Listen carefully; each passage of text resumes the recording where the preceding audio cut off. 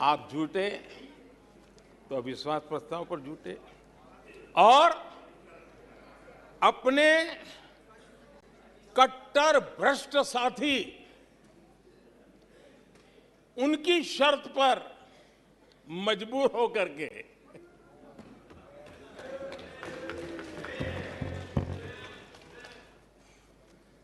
और इस अविश्वास पर प्रस्ताव पर भी आपने कैसी चर्चा की। और तो मैं तो देख रहा हूं सोशल मीडिया में आपके दरबारी भी बहुत दुखी है। ये हाल है आपका। और अध्यक्ष जी देखिए मजा इस डिबेट का कि फील्डिंग विपक्ष ने ऑर्गेनाइज की, लेकिन चौके छक्के यहीं से लगे।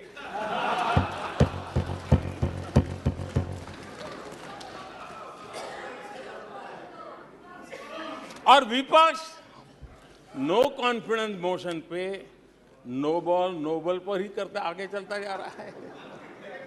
इधर से सेंचुरी हो रही है, उधर से नो बॉल हो रहे हैं।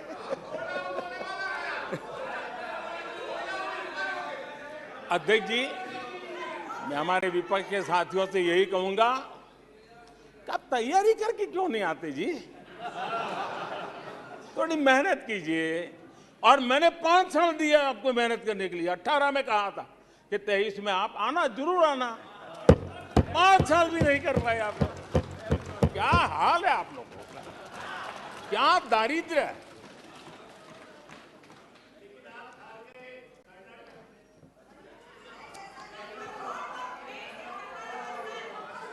आदरणीय अध्यक्ष जी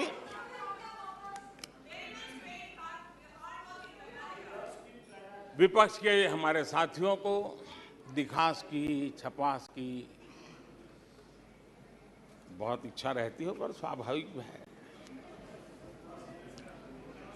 लेकिन आप ये मत भूलिए कि देश भी आपको देख रहा है। आपके एक एक शब्द को देश गौर से सुन रहा है। लेकिन हर बार देश को आपने निराशा के सिवाय कुछ नहीं दिया है। और विपक्ष के रवैये पर भी मैं कहूंगा, जिनके खुद के बही खाते बिगड़े हुए हैं, जिनके बही खाते खुद के बिगड़े हुए हैं, वो भी हमसे हमारा हिसाब लिए फिरते हैं। माननीय अध्यक्ष जी इस अविश्वास प्रस्ताव में कुछ चीजें तो ऐसी विचित्र नजर आई जो न पहले कभी सुना है, न देखा है, न कभी कल्पना की है। सबसे बड़े विपक्षी दल के नेता को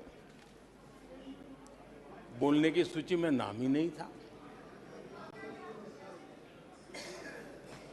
और पिछले उदाहरण देखिए आप, 1999 में वाजपेयी सरकार के खिलाफ अविश्वास प्रस्ताव आया।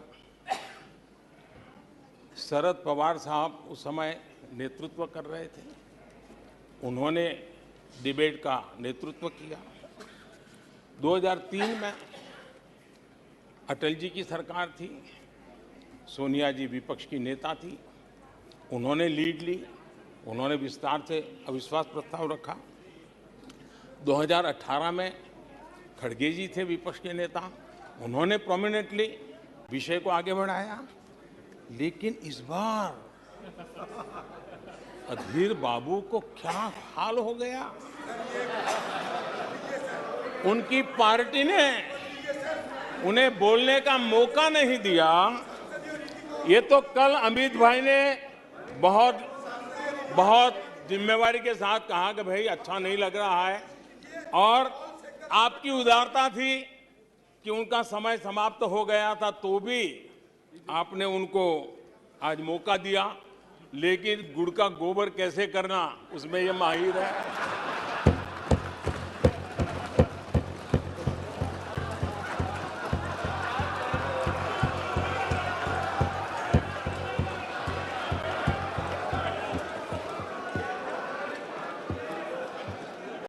नहीं जानता हूं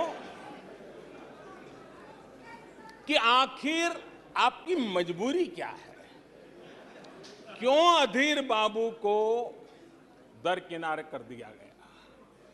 पता नहीं, कलकत्ता से कोई फोन आया हो।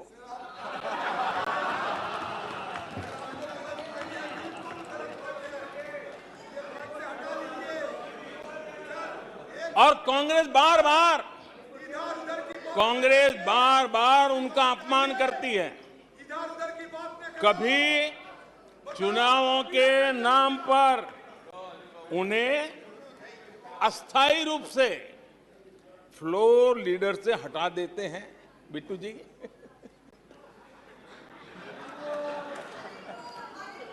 हम अधीर बाबू के प्रति अपनी पूरी संवेदना व्यक्त करते हैं।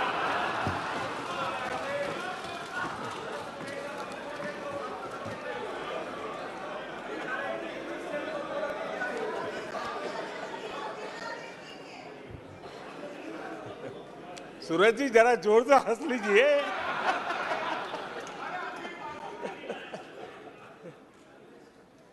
आदरणीय अध्यक्ष जी, किसी भी देश के जीवन में, इतिहास में एक समय ऐसा आता है जब वो पुरानी बंदिशों को तोड़ करके एक नई ऊर्जा के साथ, नए उमंग के साथ, नए सपनों के साथ, नए संकल्प के साथ आगे बढ़ने के लिए कदम उठा लेता है। 21वीं सदी का ये कालखंड, और मैं बड़ी गंभीरता से इस पवित्र लोकतंत्र के मंदिर में बोल रहा हूं और लंबे अनुभव के बाद बोल रहा हूं कि ये कालखंड, सदी का ये वो कालखंड है जो भारत के लिए हर सपने सिद्ध करने का अवसर हमारे चरण पे होगा। और हम सब ऐसे टाइम पीरियड में हैं, चाहे हम हैं, चाहे आप हैं, देश के कोटि कोटि जन है। ये टाइम पीरियड बहुत अहम है, बड़ा महत्वपूर्ण है बदलते हुए विश्व में। और मैं इन शब्दों को भी बड़े विश्वास से कहना चाहता हूं कि ये कालखंड जो घड़ेगा, उसका प्रभाव इस देश पर आने वाले 1000 साल तक रहने वाला है। 140 करोड़ देशवासियों का पुरुषार्थ इस कालखंड में अपने पराक्रम से, अपने पुरुषार्थ से, अपनी शक्ति से, अपने सामर्थ्य से जो करेगा, वो आने वाले 1000 साल की मजबूत नींव रखने वाला है। और इसलिए इस कालखंड में